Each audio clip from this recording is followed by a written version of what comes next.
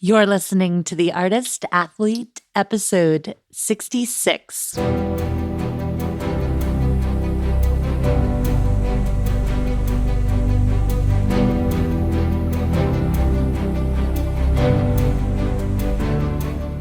This podcast is dedicated to CIRCUS. It's a place for professionals in the industry to share their stories, viewpoints, and information with everyone else. Every week, I interview a notable person in the circus industry. Hey, friends, fans, and enemies. I'm Shannon McKenna. I'm the host of the Artist Athlete podcast and the founder of The Artist Athlete. If you want to know more about me, who I am, what I'm all about, you can go to my website, theartistathlete.com, or scroll all the way back to episode 0. And that's where you'll hear a little bit more about my background, where I come from. And just like every other episode of this podcast, all 66 of them, I think we're on 66 now, yeah? All of them are sponsored by my amazing Patreons.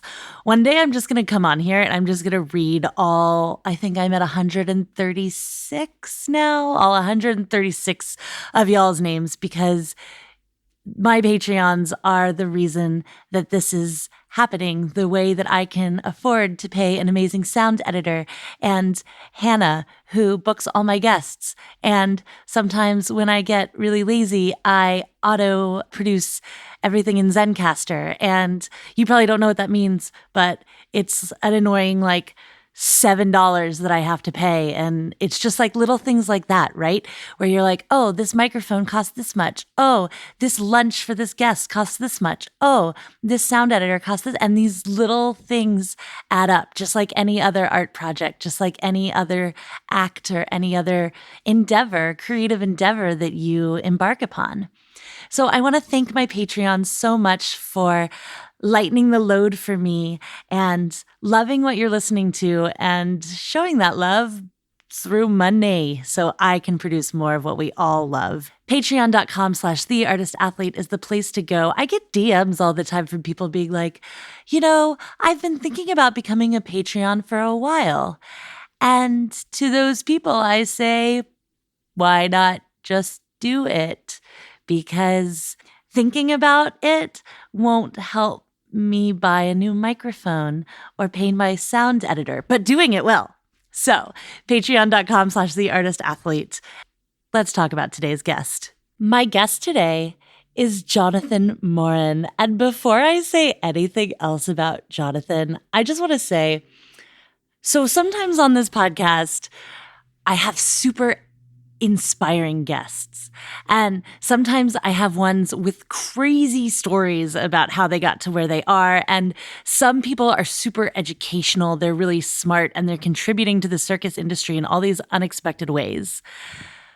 But I don't think that I have ever had a guest, and I'm going to say this like the Southerner I am, who took me to church the way Jonathan Morin did in this interview. The last 10 minutes, I just had pretty much goosebumps the entire time.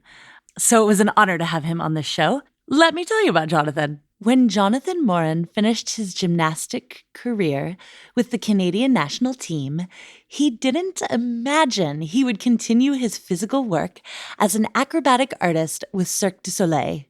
Now, 21 years later, after over 4,300 shows with 3 different productions of Cirque du Soleil and many more circuses across Europe, Morin continued to push the creative envelope by creating a unique apparatus which he named the cross wheel.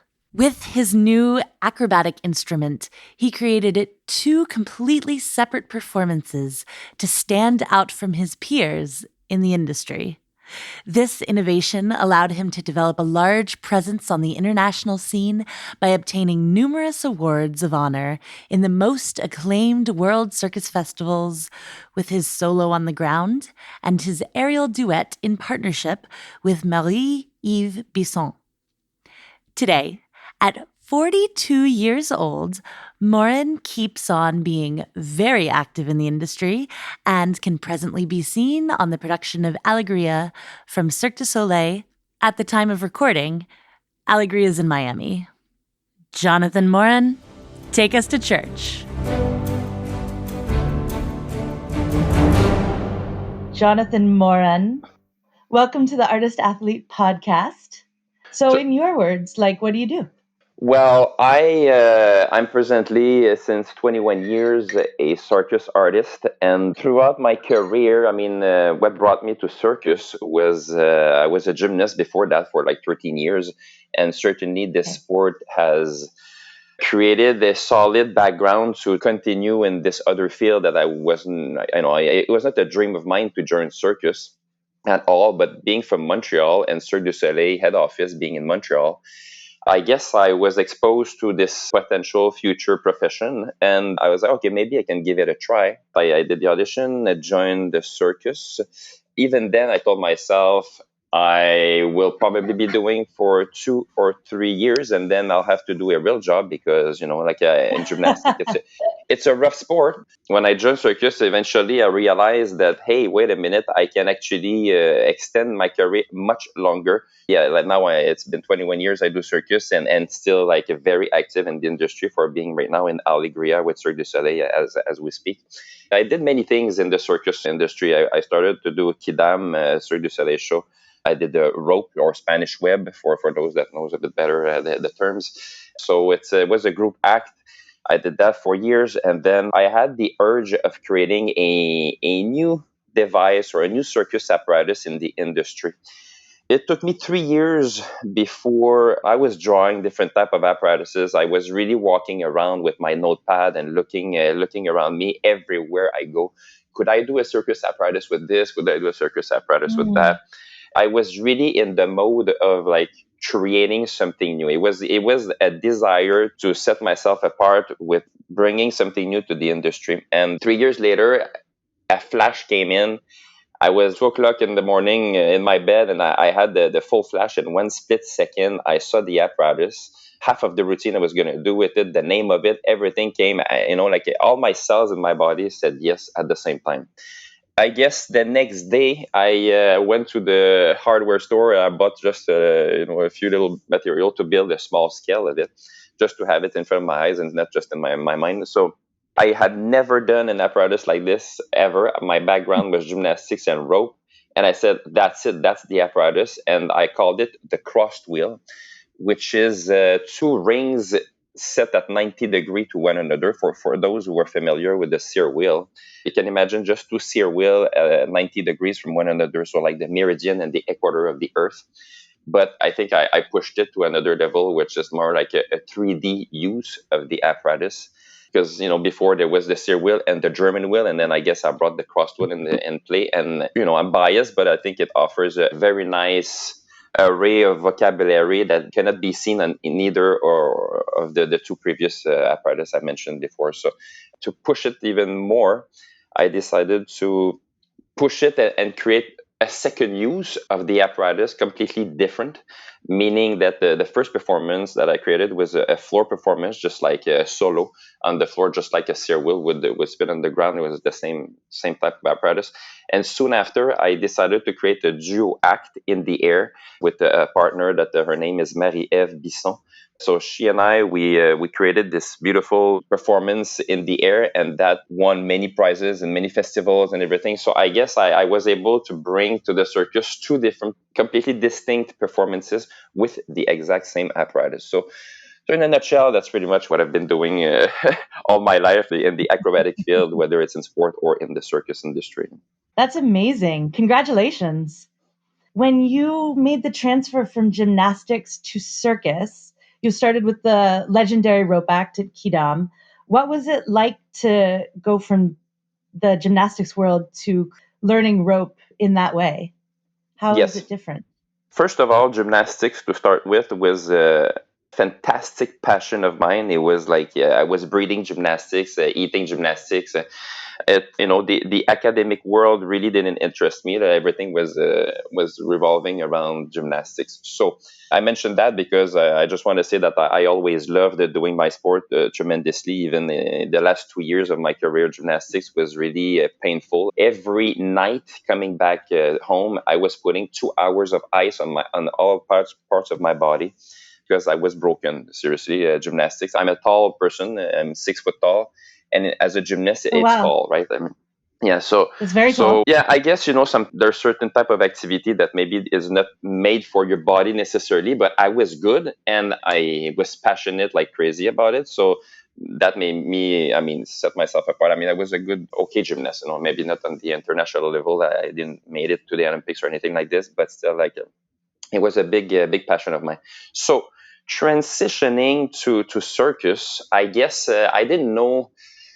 If we rewind a little bit and we go back in 1998, where I started in Cirque du Soleil, well, Cirque du Soleil was known, but not like it is today. Like O was not even started. Like it was just about to launch and everything in Vegas. And so even me being from Montreal, I mean, I knew of Circus. Maybe I've seen one or two shows before that, before I joined.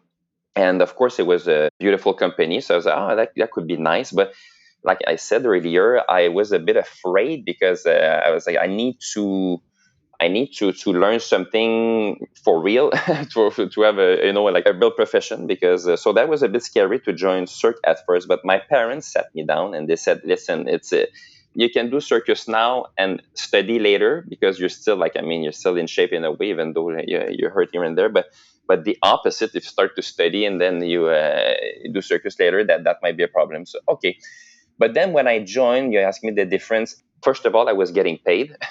That's a major difference because I was poor as a gymnast. So then I was getting paid. Yeah. I was like, "You're kidding me! You're paying me to train now? Okay, that helped." But still, like I realized, I said, "Wow, I really like that," because suddenly gymnastics is a very individual sport. Of course, you have teammates and everything, but then suddenly I was part of a group act. Of course, Hmm. It's Cirque that taught me that. So the rope was there was 5 ropes on the stage for Kidam, and then we were more than that because we were 8 members doing a rotation within the act. So some nights you were off and some nights you're performing. So we were like truly 8 people in the act. So the teamwork I had never really lived. So that was another story. And Cirque du Soleil is still to this day one of the best circus that you can potentially work in the world. And the traveling, I was 21 years old when I set off to in Europe. The traveling, the community that we live all together, it's a rare profession in the world also that delivers as well beautiful emotion. Like there's nothing negative in the product of doing circus. It's you're there to provide joy and make people dream. You're purely as an entertainer. So I discovered that as a wow, okay, this is another story. And for me, the difference between, I ask myself those questions. I'm really analytical sometimes, and I like to, and I told myself, what's the difference between an athlete and an artist? Well, to my definition, an athlete is somebody that's going to execute technically tricks and routine and stuff, but it really stays on the technical level pretty much. An artist is someone that is going to do just that, will use the medium of the technical thing, that a discipline that he or she chooses, and will bring emotion to it in order to touch the people that are watching it. So this was my quest to really become a better artist through the years. And I can honestly say every time I set foot on stage, and now I'm now at like 4,300 shows in my career, every time I step on that stage, I really try to become a better artist than the show before and deliver something real, not like playing it, not going into an actor, like trying to act well so that people believe no, really feeling it for real, for the people to feel it for real as well.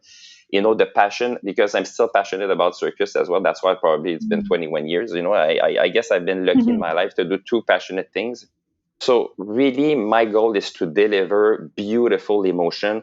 And people, because it's, maybe you've heard this comparison. If you put two guitars side by side and you pinch one string, the other same string will vibrate. So people, human, we all have this sense. So when somebody speaks the truth or really try to transmit something real, the other person will feel it. So it's the same thing for me. So it nourishes me as well. Trying to deliver the best performance. Public receive it and then they throw it back at me because they appreciate the performance. And this dance like this nourishes me. It's like I never get sick of it. It's beautiful emotion, it's beautiful profession, and at the end, like it sounds cliche, but when the people, you're there at the finale and they watch you and they wink at you, they thank you, they sometimes they cry, sometimes. So this is every time you go, wow, even though sometimes we hurt, sometimes we do this and that, it's we are privileged to be doing this profession. So that's That's the it. Yeah. yeah, that's it. Yeah. For sure. I wonder, you made a really interesting distinction between the athlete and the artist, and saying that the athlete is involved in the technical and the skill building and all of that, and the artist has this way of accessing the truth. And I'm wondering, it's very straightforward, the drills and the conditioning and the physical preparation that you need to achieve the technical. Do you have any drills or preparation or any ways that you access the artistic? Yes, because of the nature of my apparatus, it's a big apparatus and you cannot necessarily rehearse it anywhere. So for me, let's say in pretty much all the shows I've been doing with this apparatus, you cannot rehearse backstage before going on stage with Mm, it for your show. So it's not unlike like a juggler or like some, like they can just grab their material and juggle in the backstage and then get a feel of what how they feel today, because every yeah, day, sure. every show is different, you don't feel the same, your body doesn't react the same, your mental is not the same. So for me, I always take a moment before my act and I set myself apart. I go in a corner somewhere to quiet, and I always like do a mental visualization, like some half meditation, half a visualization, just to put myself into like it's like I've already done the act once, so I think it's very important. I've tried, but I don't, it doesn't feel the same to go on stage without putting myself in this mental preparation in order to deliver what we're talking about. If I want to Oh, deliver that's so something pure, interesting. something deep, me personally, I'm unable to just snap my fingers and go right away. Like maybe one day I'll be able, but right now I feel I need those 2-3 minutes of like visualizing the act and really putting myself into the emotion of really truly feeling it every single time. And it works also with the duo act we're doing. I'm not doing the duo act in Allegria right now, but I've been doing it like a lot just before this show. In this performance, we've heard countless people actually say, "Wow, I cried during your act." The aerial act, not the floor act. The floor act is a different type of act, but the aerial act with the love story that we're delivering.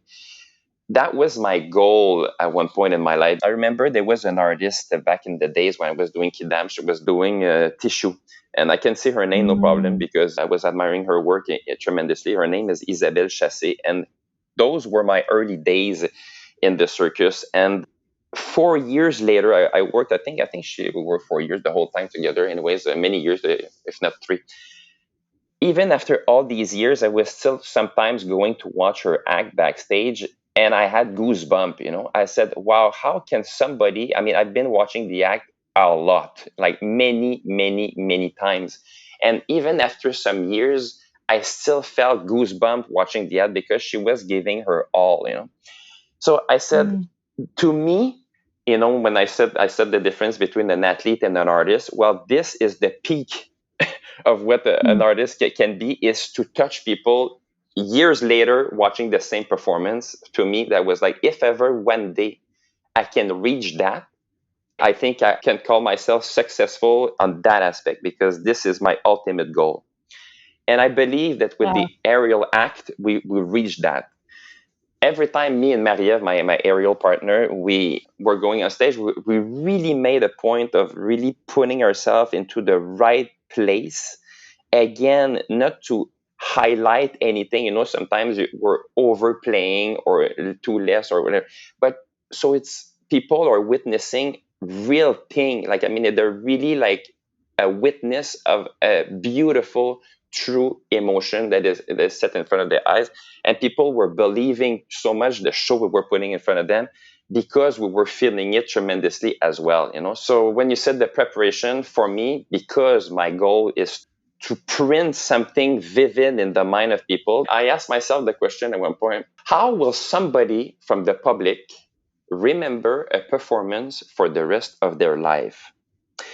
Well, I came to the answer that it's not the technical, because if I ask people, what did you remember out of the performance? I mean, even like 10 minutes after the show is over, we'll forget half of the routine. Like, I mean, oh, maybe, yeah, you were arched there, you spun that way, but then it's like, already half of the routine is gone. And if you ask them 2 weeks later, my God, it's like if 10% remain is beautiful. So then what is the aspect? And the answer is how they felt watching the act or the show. This they will always remember. So when you think about it, any big moments you remember vividly in your life was linked to a powerful emotional state. And that can be love, can be fear, but it was associated with a powerful emotional state. So for me, when I perform, I go on stage, I try to deliver something powerful emotionally for people to remember that this guy in some type of wheel, like, I mean, stayed in their brain because what they felt at that moment was powerful. And that is a goal on every show I step foot on stage. And the day I will not be there will be the day I need to retire. That's amazing. Wow. Yeah. Wow. It's so cool to hear how much thought you've put into this and how passionate you are. We've talked about kind of the emotional state of you and of the audience and the technical physical state. Another thing I'm interested in is this choice to, even before you said you conceived of the wheel, Yes. you had the desire to create something new. And I Yes. think that's really interesting because I do know career acrobats who, they're for their whole lives, they're part of the banking troupe or they're an aerialist, but they don't have this impulse to create something that no one's ever seen before. Where do you think that came from? And what was that process like? Yes, I love difference. I love Mm. originality. I love new things. When I see the mass going one direction, I'm like, okay, I stop and I go another one. I guess it's just within me. Like, because people sometimes they think I was a Cyr wheel artist before, so that's why when they're surprised to hear that I had never done Cyr wheel before creating this apparatus, and so I had to learn both apparatus at the same time in order to incorporate the vocabulary of the Cyr wheel in my crossed wheel. But Yeah, when you were creating it, did you like have someone teach you sear wheel or work on sear wheel and then go to the cross wheel, or did you do cross wheel only?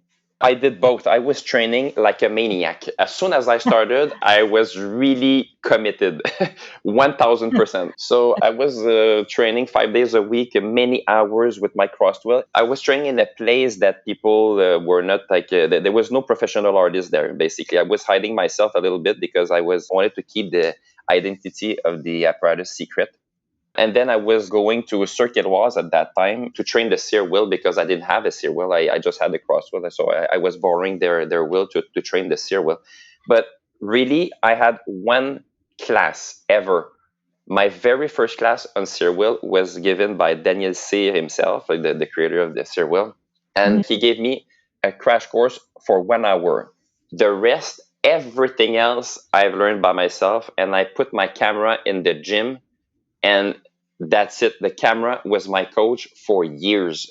So I was putting Wow. the camera all the training long. And then when I was coming home, I was watching the whole footage and keeping maybe just the few minutes of the highlights or the things I wanted to keep. And the next day was again the same thing, and again and again.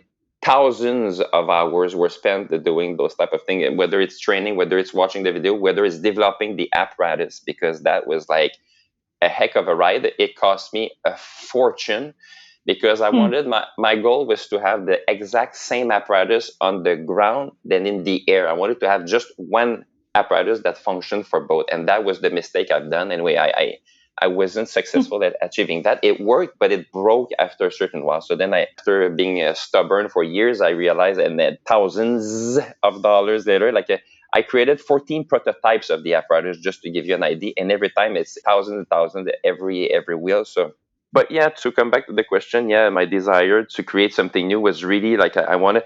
And also I knew that there was going to be an advantage of creating a new circus apparatus because if you're the only one in the world, well, my chances of lasting in the industry and finding contracts and getting the attention of future production or directors and stuff like that was going to be greater, just for the simple fact that it's a new circus apparatus. I know that production, they're keen on that and they want to have like a new things to present to their public. So I knew that I was going to, if I succeed, I was going to have a winner there, but it took me much longer than I expected to master this apparatus, especially on the ground. I told myself, okay, maybe give me a year and I got this under my belt. My God, it took me 3 years and a half of intense training before presenting it to the public for the first time to do my very first show. And it was not very solid at all. So it took me years and years to master. And at one point, even I was spending so much money and the income was almost next to nothing. And I said, wow, am I crazy? And really, it launched 6 years later after creating it when I joined Dralion, the second show of Cirque du Soleil that I've done. And then they hired me with this apparatus, the solo on the ground. And I was like, wow. But I must tell you that I'm not someone to give up, but I was starting to fancy the idea at one point. I had one knee down, I was like, okay, now I'm out of breath a bit because I've been putting so many hours. It's not working so well. I mean, the sear wheel was still trendy. So when I present the crosswheel, I was like, yeah, crosswheel, it's a cool apparatus, but sear wheel, sear wheel was still newer. It was still new in those days. So it's sort of like I was too early. I was too avant-garde with this apparatus. It's funny to say. I did sear wheel for a little while actually because I realized, okay, that people want to see sear wheel, so let's build an act in sear wheel. But today, my sear wheel act would look like a beginner act because it's like they push the level too much. So far, yeah. Yeah, so when I saw the mass going in the direction of sear wheel, I was like, okay, now I'm really done. I'm not even going to concentrate zero time on sear wheel. Now I'm exclusively going on the crosswheel because now I think I got something. Now the moment is right for me to bring out this apparatus because, yeah, there will be soon too many people doing this apparatus. And I will really I think the time will be right for this apparatus to come out. And as a matter of fact, now I really had a beautiful career so far with this apparatus till now in Alegria. And so, yeah. So it's such a good point you make and really smart to say, like, yes, you're an inventor and you like all of that, but also there was kind of this understanding of the market or understanding that if you could create something that no one else could do, there you are, you have your career. Yeah, I don't have competition. You see what I mean? Hired. Yeah, so it's like, oh, well, it's like a negotiation. Well, they cannot say, well, if you not accept, we take the next one. There's no next one, It's, so that it was me or nothing. Do you train people now in it? Or I was looking at an interview you did a couple of years ago where you said, there's no one else who can do this. You have a backup who can do something like it, but not the same. How about now? Is there anyone else who can do the cross wheel? No, actually, there's a few artists. There's a few artists that actually, I'm actually honestly surprised that there's still no one else after 15 years now. I created it in 2005. I recently, maybe in the last year or two, I've got some artists because thanks to the social media, the people they reach you. You don't know them, but they've seen you. They wrote me personally and with respect actually because they said, "I know you're the creator of this apparatus. Would you allow me to potentially train on it?" I said, go ahead. When I say yes in a bit of a selfish way, I know it's going to take a long time because it took me, like I explained, a lot more time than I thought. So, and well, you have the discipline to last that long, and but I haven't trained nobody yet. I'm extra busy. I'm always on tour and doing something, so it would be hard to train somebody unless it would be on the same show than me. Then okay, maybe I can spend my time to. But I'm traveling all the time, so it makes the teaching of it, physically being there to teach it, very difficult. And also at the same time, because I'm still doing it very actively. I'm kind of happy that it's not yet the time to pass on and still be the only one to do it. So for the reason I explained earlier, but but eventually I wouldn't mind maybe to just help out, because of course my experience with this apparatus is it's truly there. And I would accelerate the process of that person for sure, because I know so well. I know everything about it. From building it to performing on it. But no, I'm not there yet. I guess it didn't happen. Yeah, that's such an interesting point you make when you say like you have this knowledge and you can accelerate the progress of others because you have that. When you're trying new things, I'm always interested in this question because like I think it's really interesting when people innovate on a new apparatus and then there's this whole other thing where you have the new apparatus but then you can kind of take skills from other apparatus that are similar and kind of reference them. But there are things you're doing on Crosswheel that I've never seen anyone do on anything else. And when you're inventing these things or dreaming of these things and then trying them, and they don't work, of course, because if it works the first time, it's probably too easy and you have to do something else. But how do you know when something will work because you just have to keep trying it? And how do you know when you're like, oh, this is just absolutely impossible physically, like no one can do this? You know, do you know my Yes. question? Does Yes, it make yes. sense? Well, Yeah. I'll answer it in two parts. The first part Okay. is I made a point of trying to create movement that can only be done on this apparatus, on the cross wheel. I wanted to make sure, and that was another type of motivation of mine. I wanted to, when Sir Will people, people that knows about this apparatus and performed it, and I wanted to look at the apparatus and say, whoa, like pushing it to another level in a three-dimensional, so they cannot reproduce because of the extra ring that it holds. I wanted to make sure that not the Sear wheel nor the German wheel can reproduce those tricks. So not only I wanted to create a new circus apparatus, but I wanted also the vocabulary and what's being performed on it being unique as well. So if the Sear wheel could do it, I was like, okay, let's try to find something else.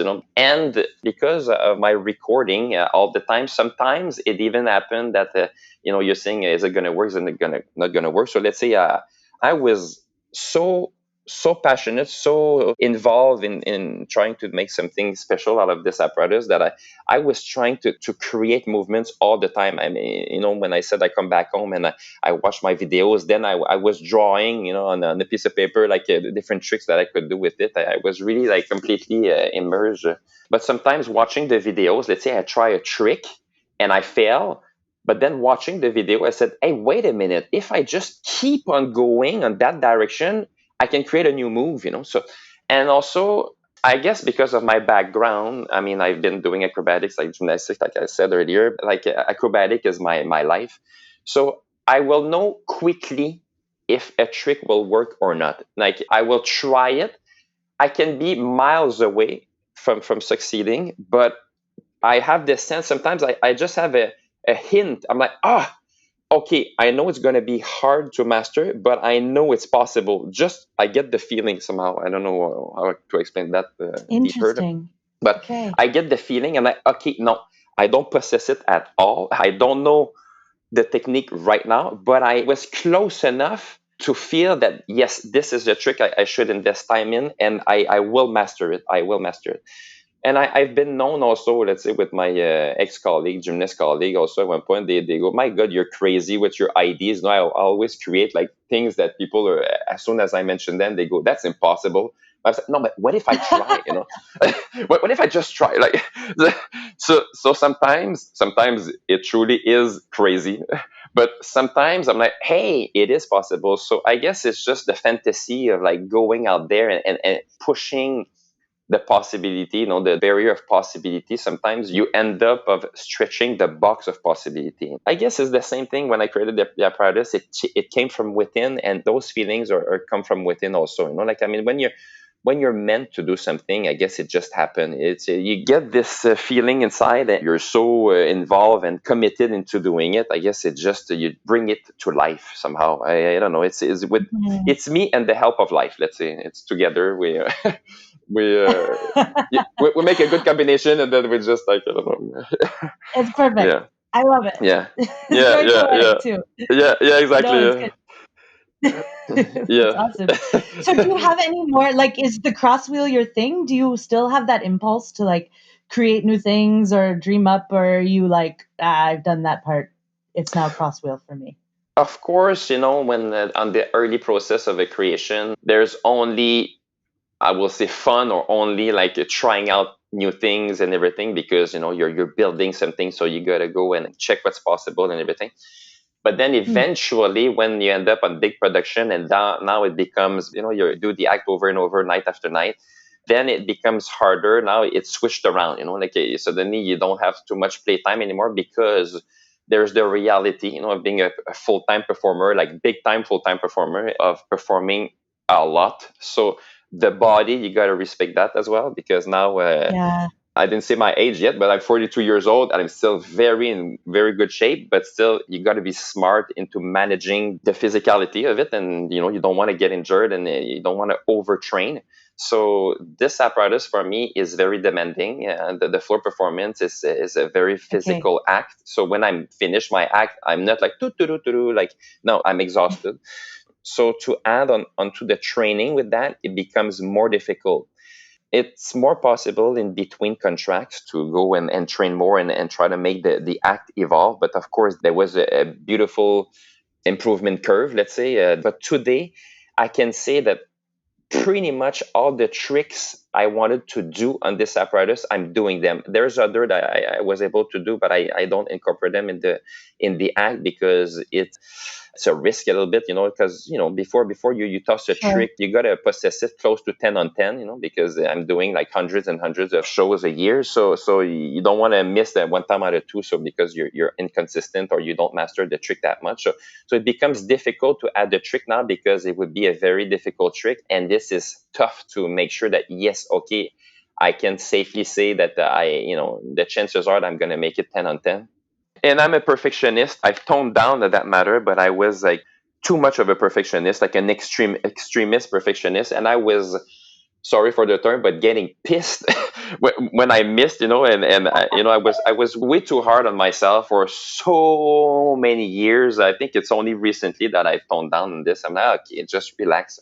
Because, like I said earlier, I do the very best that I can. And if I don't reach the level that I want to deliver in a show, then I'm disappointed and I'm not so happy about myself. So I find this a lot with people where when you're in training mode, all you want to do is be performing, and you look at people with contracts and you're like, oh, you're so lucky, you just have performances and it's easy.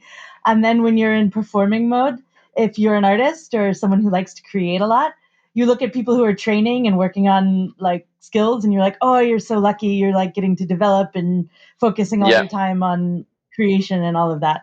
So I was just interested to hear your thoughts about that as well. Yes, Yeah. yes, yes, yes. Now I think I'm at a point in my career where I do enjoy to perform and not necessarily having to train. I've done the training. Like, I mean, it's Hmm. crazy. When I say it's crazy amount of training, it's completely insane. So it's kind of nice also. You get the reward of performing it, and getting this reaction from the public. This is where it's all about. I do love performing, and perhaps training it is less of an interest for me now because it reversed. Let's say before, when I was younger and developing the apparatus, it was really like, I just couldn't wait to go the next morning to try another trick or something, or trying to succeed the trick. But now the fun is to really performing it live in front of a public because you get the boost, because when you train in your gym with like the neon on, like the lights on or The whatever, fluorescence, yeah. yeah, They're you terrible. you're just with your own self in the gym. It's not as powerful. I think the live performance is what I love to do, and of course the training could enhance the live performance. But now I think I reached a point where I was able to bring about the maximum technical level on what I was able to find on this apparatus. And I'm sure if ever this apparatus carries on in the history of Circus, I know like the potential of this apparatus is tremendous. I was able to create more tricks than I presented in one act, but just by choice, I decided that that was going to be the act. But eventually, for sure, the medium will be pushed to a more difficult performance for sure. Like there's no doubt in my mind that you can push this apparatus further than what I was able to do with it. So, That's so yeah, awesome. yeah. Congratulations on all Well, of it. thank you, thank you. Yeah. Yeah. What advice would you give to yourself at the beginning of your career? It comes back to loving what you do, I think. No matter what, I came to a realization, and I'm going to extrapolate outside circus as well. It doesn't matter, like the choice you will be making in the direction you're going to give to your life, you know. Sometimes I'm very interested into success in life. Like, anybody that, that achieves something more. And let's just take like the founder of Cirque du Soleil just for a split second, Guy Laliberté. So Right. sometimes being in its own company, I wondered, I was like, how do you build such a huge empire like that, from circus? How do you do that? And I have all these questions sometimes. How do you start something that is now so big? Well, I think the problem is asking the question in itself is, I will dare to say, wrong. I'm sure he didn't, like, even for me creating this wheel, and I didn't know. I didn't know. Like, I just had an urge. I just had a desire, a burning desire. And that in itself is enough. The rest, when you have this energetical level of passion, those questions are being asked when the energetical level is lower than, let's say, maybe it's a 7 out of 10 or 8 out of 10. But when it's 11 out of 10, you don't need to ask yourself how and what. You just walk. You just do the first step and second and third, and it doesn't matter. And then an obstacle comes, but then your vision goes further than the obstacle. It's like, let's say you watch the horizon. That's your goal. You want to walk towards the horizon, or this furthest goal that you set for yourself. Well, an obstacle comes, but you don't necessarily watch the obstacle. You see it, yeah, because it's in front of you, but you see through it because the goal is behind it. So when the goal is powerful enough, you're able to see through the obstacle. But when the goal is not strong enough, the obstacle is thick and you don't see through. So then the only vision you have in front of you is the obstacle, and that's enough to make you give up or stop your pursuing this dream or something. But when you have a burning desire, the obstacle becomes see-through and you can see always. In other words, what's firing you up every single day is the desire to achieve that goal. So when you love what you do, and when I say love, I mean with huge capital letters, this will destroy anything. It will hold itself until you achieve it. So of course there will be obstacle. Life is made like that. Life is there. The higher the goal you want to achieve, the more it's going to test you.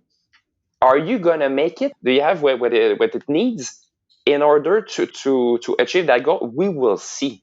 It's just a wheel, right? I mean, for me, it's just, sometimes I make myself laugh. It's just like 2 rings, that's it. But it was such a hard journey. I cannot even believe it. And in comparison to, let's say, what Guy Berthier achieved with the Cirque du Soleil, it's like a dust in the wind. But the simple fact, it was a battle. It was a battle for me. It was a battle for him. It was a battle for anybody that achieved any. I'm not necessarily. It doesn't need to be to the scale of Cirque du Soleil. Everybody has their own successes in life. But anything that is worth going after, you have a burning desire, I think, and just go for it. Give it a try. I think this life is there for us to live it and to test it. Why not giving it a shot? Of course, if you feel you need to go in this direction, not just go foolishly in any direction. But if you really feel something powerfully and you really desire something strongly, my goodness, I say, do yourself a favor and give it your best shot. Because I could have failed. I mean, I will add on to that. Sometimes people, they say, yeah, but what about luck? Well, luck is part of the equation, certainly, but luck will never happen as a first component. Life will ask you to do some steps before 1, 2, 3, whatever. And then eventually luck will happen on the way. because you made those efforts, because you've made those steps forward, though you took those actions, then luck will appear on the way to support the cause. And so I think luck is in anybody's success that, they went with something, luck happened, it will happen.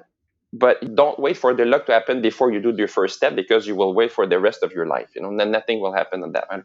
So you need to do the first step, and life will respond, will play the game with you.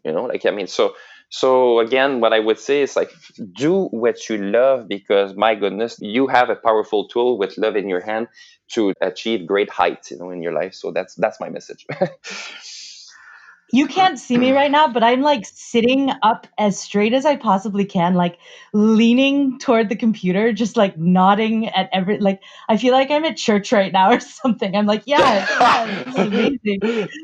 Yeah. Well, it's because I'm It's so seeing it good. with all my cells on my being, and I even have, honestly, I have goosebumps seeing it, because I relive the moment, and I relive what it's all about. It is the true meaning of life. I think that's it. So even me, I am seeing it, and I live the same emotion as you. So there you go. I Jonathan, think, yeah, thank you so much. It's a really huge pleasure. wonderful. What a gift. Thank you. But thank you very much for initiating this. That's very kind of you. I mean, it was a pleasure to do this interview with you and talk about passionate stuff.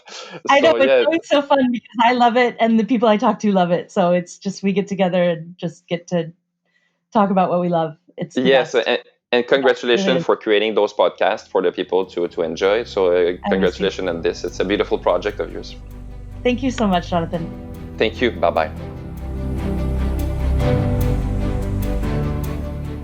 That was my interview with Jonathan Morin. This interview was barely even an interview. It was a thesis on perseverance and creativity. What I usually do when I'm listening to interviews and going back and kind of putting my final thoughts in order is I just type out quotes. And one of those quotes usually goes on my Instagram page at @the_artist_athlete to kind of help preview the upcoming episode. But I have so many quotes this week, and I just kind of want to go through them and read some of them out to you and give my thoughts that way. The first one that got to me was when Jonathan said he had this desire to set himself apart by bringing something new to the industry, and how he thought about it for years. He carried around the sketch pad. He couldn't figure it out. And then he had this moment of inspiration. And he says, in that split second, I knew what I was going to do. All the cells in my body said yes at the same time. I don't know if you've ever had that before, that like, boom. What I think is interesting about those moments is that a lot of people wait for them. And what Jonathan describes before this moment happened was an enormous amount of preparatory work. So he wasn't just sitting along waiting for a good idea to come into his head. He was making himself available for that good idea. And this is something that he talks about later on in the interview when he talks about luck and how you shouldn't really sit around waiting for your big break or that lucky moment or for something to happen and all of a sudden you're ready to go. You're always getting ready to go. You're always in a state of readiness and absorbing the world and training or getting ideas or creating or acting, doing something. And when you're in this state of action, that's when those inspirations will hit and you're able to act on them, or that's when luck will strike and you're able to take advantage of it. And actually, like, to show my true Shakespearean nerdy roots, it makes me think of this quote from Hamlet, where he says, "The readiness is all." I used to know the whole thing, but at some point in Hamlet, pretty much toward the end before Hamlet kills himself, he's like, "Hey, Horatio, it doesn't matter, like, what's going on. All that matters is that you're ready, because that's all you can control." And listening to the playback of that makes me really want to create a whole podcast in which I vaguely try to remember my Shakespeare studies and then relay them to you. Maybe I'll just make that Patreon only. Anyway, So the next little quotable section I found from Jonathan was when he starts talking about the difference between an athlete and an artist. And I always love it when people come on the show and they use the artist athlete in the interview. I'm like, branding, hey. But Jonathan says an athlete, quote, an athlete is someone who is going to execute tricks and routines, but it stays on the technical level. And an artist is someone who will use the medium of the technical thing that he or she chooses and will bring emotion to it in order to touch people.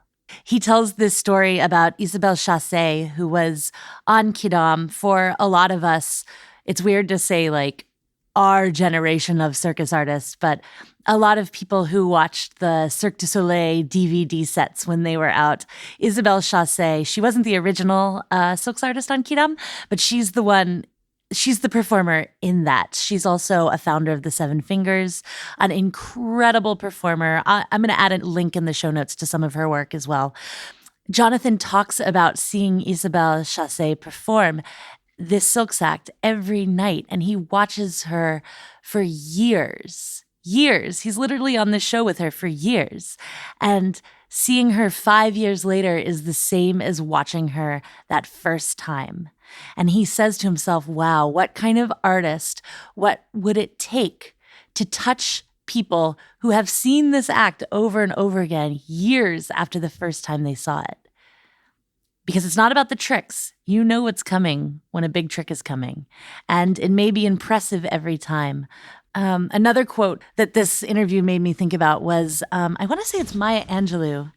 Man, I'm just like pulling references all over the place. People will forget what you said. People will forget what you did. But people will never forget how you made them feel. And that's what Jonathan is touching on.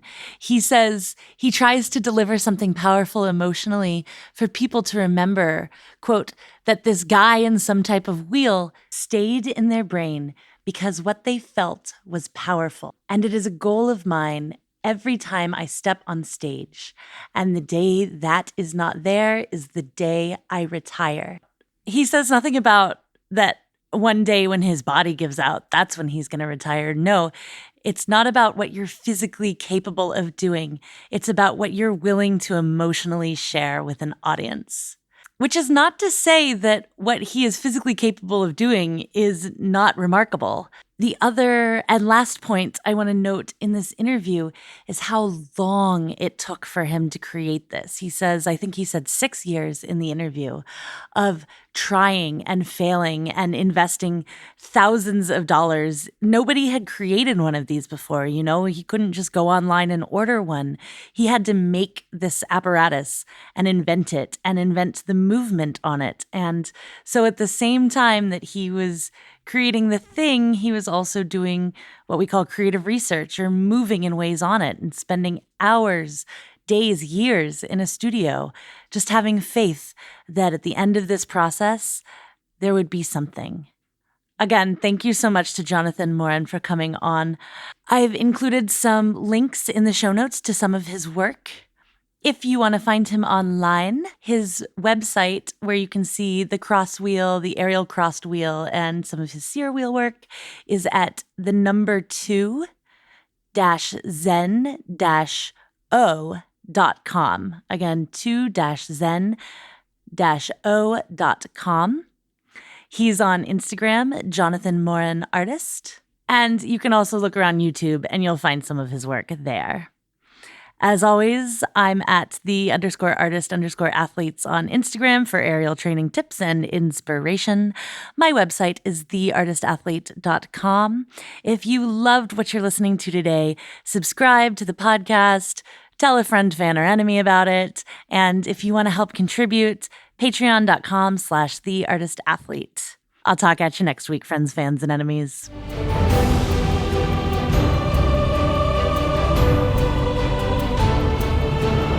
The Artist Athlete podcast is supported solely by donations from people like you. Here's what some of those people have to say. Aloha! My name is Beth Russell, and I live on the beautiful island of Maui, Hawaii. I am an aerial artist and movement instructor specializing in chakra yoga to keep me balanced and grounded. I play with silks, trapeze, lyra, rope, acro, aerial yoga and dance, slacklining, pole, bungee, and climbing.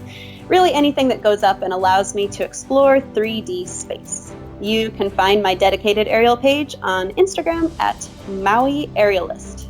If you find yourself coming to Maui, let's play. Hey there, friends, fans, and enemies. This is Chris Alston, Patreon of the Artist Athlete Podcast. Straps artist and lyra performer and acrobat out of Greenville, South Carolina.